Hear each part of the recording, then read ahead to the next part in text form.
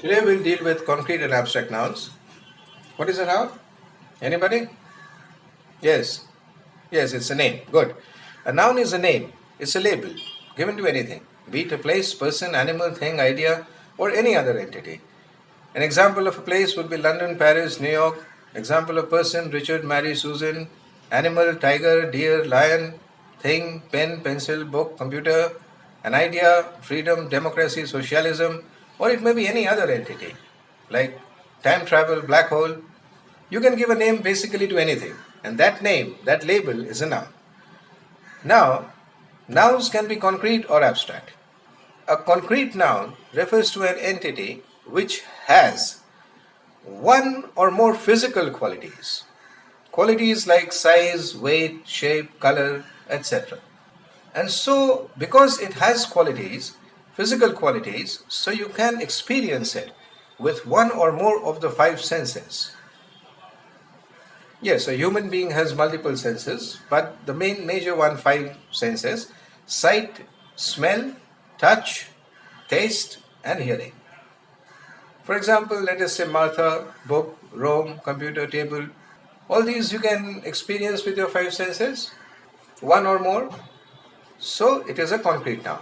Whereas on the other hand, an abstract noun refers to an entity which has no physical qualities. And because it does not have any physical qualities, you cannot experience it with your five senses. For example, hate, love, joy, sorrow, democracy, socialism, freedom. These are all ideas, these are all concepts. Clear? Okay. A concrete noun refers to an entity that is tangible. Tangible? Tangible is an adjective. It means something that can be clearly seen to exist. For example, let us see a sentence. Learning a language has tangible benefits. If you learn any language, then it has tangible benefits. The benefits can be clearly seen to exist. For example, let us say learning English language has tangible benefits. If you learn the English language, then the benefits can be clearly seen. You can go to any English-speaking country. Whereas an abstract noun refers to an entity which is intangible. Intangible is also an adjective. It means difficult to measure or understand or describe. For example, customer relations have intangible benefits. Or let us say good customer relations have intangible benefits. The benefits cannot be clearly seen to exist. But later on, customer A, who is a satisfied customer, may bring customer B. So you do benefit by good customer relations. But the benefits are intangible. Now let us see some examples of concrete nouns. A concrete noun can be a person, animal, a life form, or a place or a thing. An example of a person would be Stephen, Angela, Susan, Rebecca, Richard. Animal or life form: whale, tiger, virus, plant. Place: Toronto, New Delhi, garden, library. Thing: pen, paper, computer, cup, plate, book. Clear? Now, abstract nouns can be an idea or a concept or an ideal. It can also be an emotion or a feeling. It can also be a state of being or an attribute. It can also be an event or a moment. Let us see some examples. Example of an idea would be truth, knowledge, liberty, justice. Yes, knowledge is an idea. It's a concept. It is something that you gain. And from that knowledge, what you extract is known as wisdom. Yes, they are intangible. It is difficult to describe, understand, or measure. It is difficult to measure knowledge or understand it or describe it. Clear? An abstract noun can also be an emotion or a feeling. Love, hate, anger, fear, pride, peace. It can be a state of being like happiness, misery, or an attribute, compassion, honesty, charity. It can be an event or a moment, friendship, progress, marriage. Marriage. Yes, marriage is an abstract noun. Yes, I know you may think that your marriage is very concrete. However, here it is used as an abstract noun. It's an event. A marriage is an event, like anniversary. Anniversary is an event. It's intangible. It is difficult to describe, understand, or measure. You cannot experience marriage by your five senses. You can, yes. Can you see marriage? Can you smell marriage? Can you touch marriage? Can you taste marriage? Can you hear marriage? You cannot. That you cannot do with your five senses is an abstract noun which has non-physical qualities, which are intangible in nature. So, marriage is an abstract noun here. Now, a noun can also be other types of nouns. Yeah, English language is flexible, so a noun can be other types of nouns also. Here, a concrete noun can also be a proper noun, common noun, countable noun, uncountable noun, or a collective noun. Let us see some examples. A proper noun example would be Susan, Rebecca. Common noun, yes, this is E.G. It stands for example. A common noun example would be table, garden. A collective noun example would be school, library. Countable noun, pen, paper. Uncountable noun, air, water. Similarly, an abstract noun examples would be, now abstract noun can also be a common noun, a countable noun, an uncountable noun, a singular noun, or a possessive noun. Examples would be an abstract noun which is a common noun. Example would be poverty, democracy. Countable noun, dreams, hopes. Uncountable, happiness, despair. Singular, liberty, memory. Possessive, freedom's price. Any question? Yes. What is EG? Okay. E.G. is an abbreviation. It's for a Latin term known as exempli gratia. It means, for example. It can be used instead of such as or for example. It means that there are many other examples, but only one or few are mentioned here. Because it means that some examples are not mentioned, hence the term etc., etc., is not used with eg. So if you write E.G. or if you write for example, or if you write such as, then we do not write etc., etc., because only few examples are mentioned here. There are more, but we are mentioning few. Let us take a sentence. A language can be learnt in many ways. E.G. by reading books, comma, by seeing films, comma, by listening to songs, and by enrolling at a language school. At the end of this sentence, we do not write etc., etc. Obviously, there are many more ways in which you can learn a language, but here, since we are using eg, for example, we are just mentioning few of the ways in which you can learn a language. So we do not write etc. Clear? Any more question? No questions. Okay. Now, with respect to eg, there is another abbreviation that is commonly used in academic writing, I.E. It means that is. It stands for the Latin phrase id est, I-D-E-S-T. Can you see the blackboard? Okay. This I.E. means that is, or namely, or specifically. So, we can write I.E. or namely or specifically. Let us see an example. To learn any language, there are two easy ways, comma, that is I.E. reading and listening, full stop. Now in this sentence, to learn any language, there are two easy ways, that is reading and listening. We are mentioning two easy ways in which we can learn a language, reading and listening. We can also write, to learn any language, there are two easy ways, namely reading and listening, or specifically reading and listening. So i.e., namely and specifically are used interchangeably. Similarly, e.g., for example, and such as, these three are used interchangeably. E.g. stands for exempli gratia, i.e. stands for id est. Exempli gratia means for example, id est means that is. Clear? Okay. Now, yes.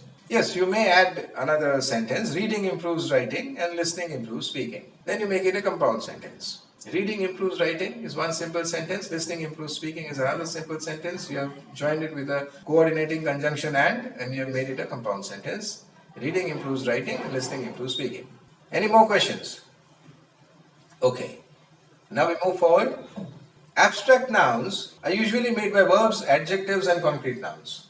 Now if we add a suffix to a verb or an adjective or a concrete noun, then we can make an abstract noun. A suffix comes at the end of the word and a prefix comes beginning of the word. So prior to the word is a prefix, at the end is a suffix.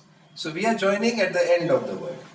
So we are joining suffixes to verbs, adjectives or concrete nouns. For example, let us say the verb circulate. If we add the suffix ion, if we replace the e and add the suffix ion, then we can form it circulation. So circulate is a verb, circulation is an abstract noun. Similarly, kind is an adjective, kindness is an abstract noun. We have joined ness. We can join ship also, ship. For example, friend is a concrete noun, friendship is an abstract noun. Clear? Now see here, we joined kind, kindness. We joined just ness. We did not change any letter. Whereas in the previous one, circulate, we changed the e. We replaced the e with ion. So abstract nouns can be made by either replacing some letters or by not replacing any letters at all. Now let us see some examples where we can make abstract nouns from verbs, adjectives and concrete nouns without changing any letters and joining suffixes. Ability, adapt, adaptability, accept, acceptability, age, break, breakage, weight, weightage, ends, appear, appearance, perform, performance, down, free, freedom, martyr, martyrdom, ends, depend, dependence, refer, reference. So here all the words are either verbs, adjectives or concrete nouns, and then we add the suffixes and we make them into abstract nouns. So depend is not an abstract noun, but if we add ence, then dependence is an abstract noun. Similarly, hood, child, childhood, adult, adulthood, ice, justice, made from just, cowardice, made from coward. Some more examples would be ism, ism, heroism, made from hero, individualism, made from individual, itty, absurd, absurdity, stupid, stupidity, meant, manage, management, enjoy, enjoyment, ness, kind, kindness, aware, awareness, brave, bravery, slave, slavery, ship, owner, ownership, relation, relationship, entire, entirety, frail, frailty, invent, invention, collect, collection. Now abstract nouns, where we change some letters. We change some letters of verbs, adjectives or concrete nouns and we make them abstract nouns. Let us see some examples. Verbs ending with ate, ate. They usually create abstract nouns ending with ation. For example, celebrate, it ends with ate. This is a verb, celebrate. Here, ate, we replace it with tion, ation. So celebrate becomes celebration. Calculate becomes calculation. Yes, here we are replacing some letters. Earlier we did not replace some letters. They are all suffixes. Another example would be verbs ending in ise or ize. Ise is used in British English, ize is used in American English. You can use any one of them. You can use ise or ize, whichever you use, American English or British English. Stick to that one particular style. If you're writing in American English, write the whole thing in American English. And if you're writing in British English, write the whole thing in British English. Don't mix and match. Don't write some words in British English and some words in American English. Now, improvise, improvisation, organize, organization. More examples would be verbs ending with de. They create abstract nouns ending with shun, sion. Intrude, intrusion, decide, decision. Verbs ending with duce, duce. From them, abstract nouns can be created which have endings like duction, duction. Produce, production, reduce, reduction. Another examples would be ending with seed. They create words with session, concede, concession, recede, recession. There are words ending with met. They end with mission, admit, admission, permit, permission. Clear? Any questions? So they are all suffixes, but some letters are changed. And in the previous examples, they were also suffixes, but no letters were changed. Now some nouns can be either abstract or concrete, depending upon its usage. For example, the noun art, A-R-T. Art is essential for humanity. Here, art signifies a concept, so it is an abstract noun. On the other hand, if we write, his art was exhibited in the gallery. In this sentence, the word art signifies a specific artwork, perhaps an oil painting which he has done and it is being exhibited in the gallery. So here it is used as a concrete noun because you can experience it with your senses. So depending on its usage, some nouns can be either abstract or concrete. Some nouns can also be either verbs or abstract nouns, depending upon its usage. For example, taste. He could taste all the spices in the food. In this sentence, taste signifies action because his taste buds on his tongue are being used. There is some physical action going on. Here, the term taste is used as a verb because there is action.